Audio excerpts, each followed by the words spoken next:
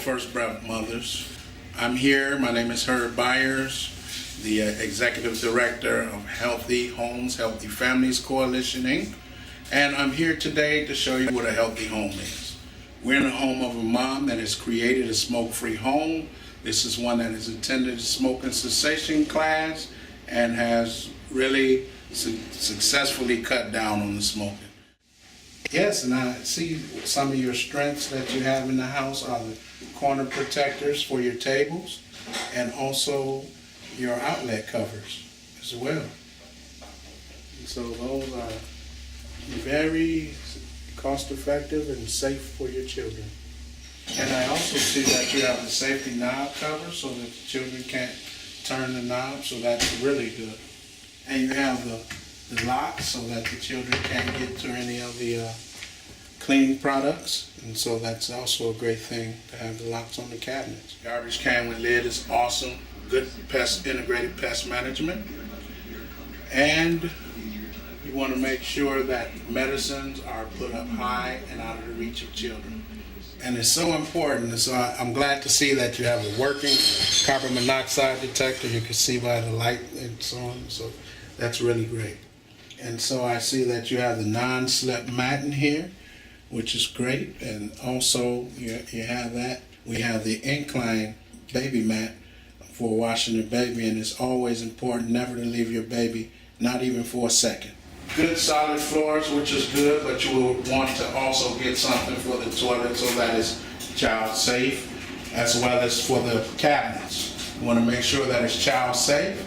And as you can notice, there's ventilation so that there's no mold growing in the bathroom. And in a room like this, you want to make sure that you have an anti-tipping device so if the child climbs up, that this wouldn't fall over. This might hurt your leg, but this can actually kill an infant. And so you definitely want to make sure that's taken care of. And again, you want to make sure you have blind cords, but these blinds are great. They don't hang low. When it's time for baby to sleep, you want to make sure that the baby is sleeping next to the mom in a pack and play, a crib, or a bassinet. And you want to make sure that there's no blankets, no stuffed animals, or anything in the bassinet or the pack and play. And you want to lay the baby on its back, gently on its back, and constantly checking on the baby. And as you can see, little baby is resting in a sleep sack swaddle. They're connected, and so safe, nothing in the crib, and this is what you want. Now we're here in the basement and we see a dehumidifier, which is really good for pulling the moisture out the air, keeping the air dry, and you want to keep the relative humidity between 25 and 60. So this is a great thing to keep and to prevent mold from occurring in the basement.